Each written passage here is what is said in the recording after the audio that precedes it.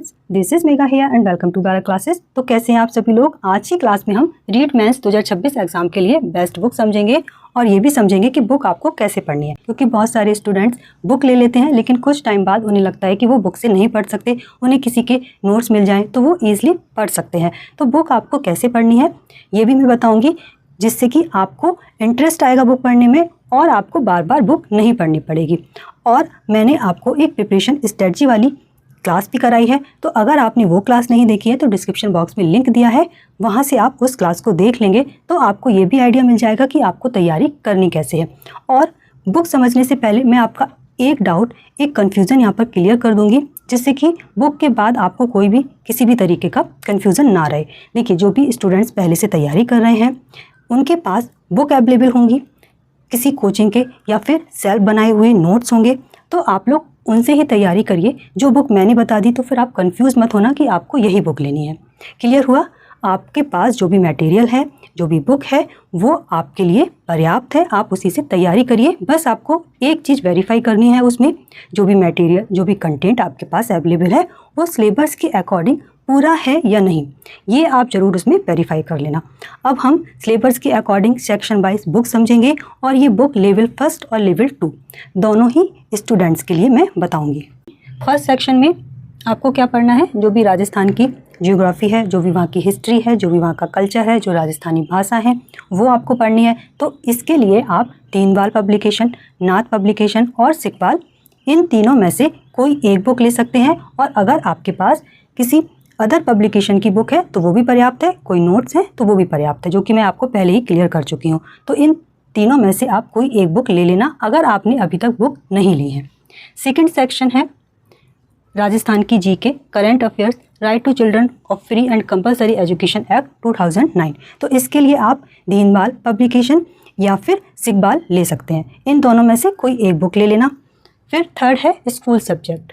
तो देखिए, school subject में English, Hindi, math, general science, social study, ये सभी आपके सब्जेक्ट हैं। तो कुछ पोर्शन तो ऐसा है जो आपने रीड प्री में ऑलरेडी पढ़ लिया होगा, अब आपको क्या करना है, सिर्फ रिवीजन करना है। तो जो पोर्शन आपने पहले जहाँ से भी पढ़ा है वहीं से आप रिवाइज करिए। और फिर भी अगर आपके पास बुक नहीं है और आप लेना चाहते हैं तो लैंग्वेज के लिए, यानी कि हिंदी और इंग्लिश के लिए आप ल्यूसेंट ले सकते हैं। उसमें जो जनरल ग्रामर है वो आपकी कम्प्लीटली कवर हो जाएगी। फिर जो अदर स्कूल सब्जेक्ट हैं, जैसे कि मैथ हो गया, जनरल साइंस हो गया, सोशल स्टडी हो गया, इनके लिए आप आरबीएससी की बुक्स फॉलो कर सकती हैं या फिर एनसीईआरटी भी आप फॉलो करेंगे तो इक्वल वैलिड है। क्योंकि जो राजस्थान के बच्चे हैं उनके लिए आरबीएससी की बुक ईजिली अवेलेबल है, लेकिन जो अदर स्टेट के बच्चे हैं उनको आरबीएससी की बुक अवेलेबल होना थोड़ा मुश्किल है। तो आप लोग परेशान मत होइए, आप लोग एनसीईआरटी को फॉलो करिए। जो भी लेवल 1 के स्टूडेंट हैं वो 1 to 8 तक की एनसीईआरटी फॉलो करेंगे, और जो स्टूडेंट्स लेवल 2 से हैं वो 10 तक की एनसीईआरटी को फॉलो करेंगे। तो आरबीएससी या फिर एनसीईआरटी दोनों ही इक्वल वैलिड है। आपको क्लियर है? 4 एजुकेशनल पेडागोजी, इसके लिए आप सिकपाल ले लेंगे।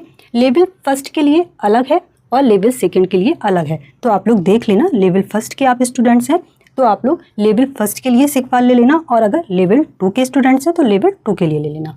फिर 5th है एजुकेशनल साइकोलॉजी, तो इसके लिए भी सिकपाल। देखिए, सिकपाल मैं क्यों बता रही हूँ, क्योंकि उसमें आपको पूरा कंटेंट मिल जाएगा और ईजिली अवेलेबल है।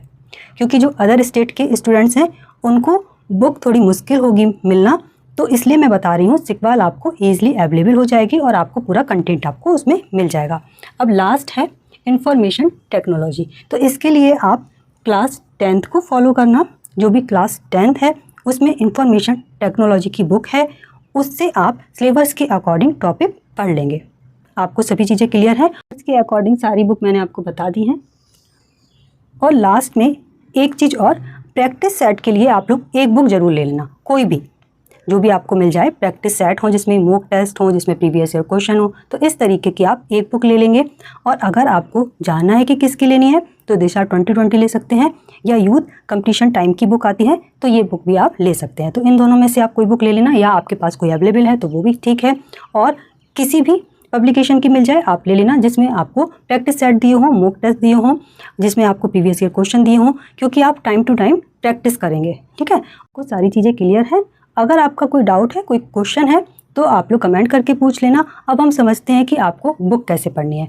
अब आपके पास बुक अवेलेबल है, बुक आप स्टार्ट करिए पढ़ना। उसमें जो भी इम्पॉर्टेंट पॉइंट हैं, जो भी इम्पॉर्टेंट चीज़ें हैं, उनको आप हाईलाइट करते चलिए।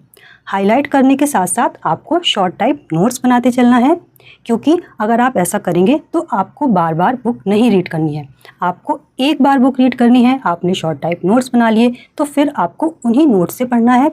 और हाईलाइट इसलिए करना है कि कभी आपको किसी चीज़ में कोई कन्फ्यूज़न होता है, कोई आपको डाउट होता है, तो आप वहाँ पर वेरीफाई करने के लिए जब दोबारा बुक खोलेंगे तो जब चीज़ें हाईलाइट होंगी तो आपको ईजिली मिल जाएंगी। तो आपको हाईलाइट करते चलना है और साथ के साथ शॉर्ट टाइप नोट्स बनाते चलना है।